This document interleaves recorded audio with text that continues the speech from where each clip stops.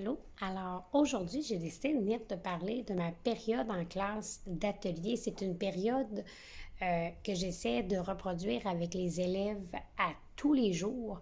On n'y arrive pas, bien entendu, parce que dans le meilleur des mondes, ce serait possible, mais il y a toujours des petits contretemps qui font en sorte que c'est pas nécessairement à l'horaire tous les jours, mais j'essaie de l'avoir tous les jours, un 20 à 30 minutes que je vais garder pour les ateliers. C'est la deuxième année que j'utilise les ateliers avec mes élèves. L'an passé, c'était une première pour moi. On a beaucoup modélisé, on a travaillé ça ensemble. On a regardé ce qui fonctionnait bien, ce qui était plus difficile. Donc, je me suis adaptée moi aussi à ça. Et cette année, je voulais commencer l'année avec les ateliers.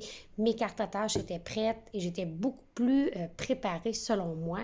Mais ça vient toujours avec son lot de défis et j'en rencontre encore cette année et c'est des nouveaux défis et je pense que c'est super important de prendre le temps de parler avec nos élèves pour justement regarder quels sont les défis, qu'est-ce qu'on doit faire, quel pourrait être le plan de match. Donc aujourd'hui, c'est exactement ce que j'ai fait avec eux. Je leur ai dit, on va modéliser, on va revenir. Il y a seulement 2 consignes pour nous, là, c'est hyper important. On ne veut pas avoir trop de consignes et c'est une façon de consolider ce qu'on a vu en classe avec eux. Donc, je me suis fait des paniers dans lesquels j'ai identifié mes 6 ateliers. J'ai toujours 3 ateliers de français, 3 ateliers de mathématiques.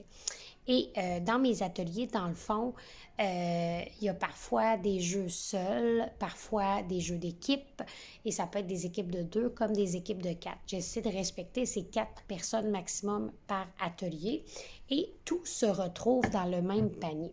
Une des choses que l'an passé, je me suis rendu compte, c'est que parfois, il n'y avait pas suffisamment d'activités dans les paniers. Donc, cette année, il y a vraiment beaucoup plus de matériel pour chacune des activités. Comme par exemple, ici, c'est l'atelier où on travaille l'heure. Donc, il y a de la manipulation, une horloge avec mon nom à l'intérieur pour que les enfants puissent travailler l'heure. Il y a également des cartes à tâches, donc pour travailler l'heure aussi. Et j'ai d'autres activités, toujours en fonction, toujours ayant comme thème l'heure. Donc, dans ce panier-là, il y a suffisamment d'activités pour que les élèves s'amusent entre 20 à 30 minutes par jour, si possible. Aujourd'hui, on est revenu à la base et on s'est dit, OK, on va revenir sur les 2 consignes qui sont plus difficiles et qu'on doit bien sûr garder en tête et laisser les enfants qui me les ont apportés par eux-mêmes. Ils m'ont dit, la première consigne, c'est le ton. Et je pense que c'est de s'assurer que c'est fait dans un climat assez calme parce que, comme je vous l'ai dit, il y a des activités qui se font seules, il y en a qui se font en équipe de 2 et d'autres de 4. Donc, c'est de respecter tout le monde là-dedans. Et je leur ai dit, hein, j'en ai 25 élèves, il faut se respecter, c'est hyper important. Donc là, on s'est donné des outils. Les enfants, on a discuté, ils ont dit, OK, peut-être tu pourrais éteindre une lumière dans la classe en ayant seulement qu'une d'ouverte, on se rappelle que c'est notre signal pour le chuchotement. D'autres élèves ont dit que ce serait peut-être important de faire les équipes, peut-être pas au hasard, mais de s'assurer de faire les équipes avec des amis dont on est certain que ça va bien travailler.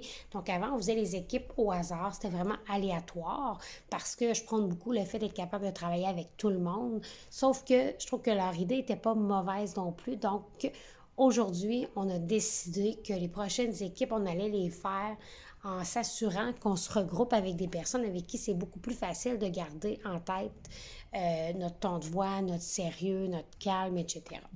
L'autre consigne qu'on est revenu, on s'est dit, c'est important que ce 20-30 minutes-là soit utilisé seulement pour les activités. Il faut essayer de faire notre bulle là-dedans. Et ça, bien, vu que parfois on est un petit peu à chacun nos trucs dans la classe, c'est plus difficile pour les enfants de ne pas déborder ou de ne pas faire autre chose. Donc, là-dessus aussi, ils m'ont dit peut-être que si on s'assure de se placer en équipe avec des personnes qui vont nous aider à rester beaucoup plus focus, ça devrait aider le tout. Donc, j'ai mes papiers.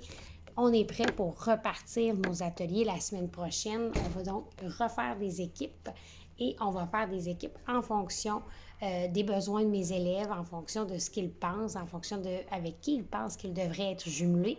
Et on va faire le test. On n'a pas dit un dernier mot, on continue de travailler fort et on sait que les ateliers donnent un gros coup de main aux apprentissages. Donc, on va continuer de modéliser le tout et s'assurer que ce soit optimal au maximum.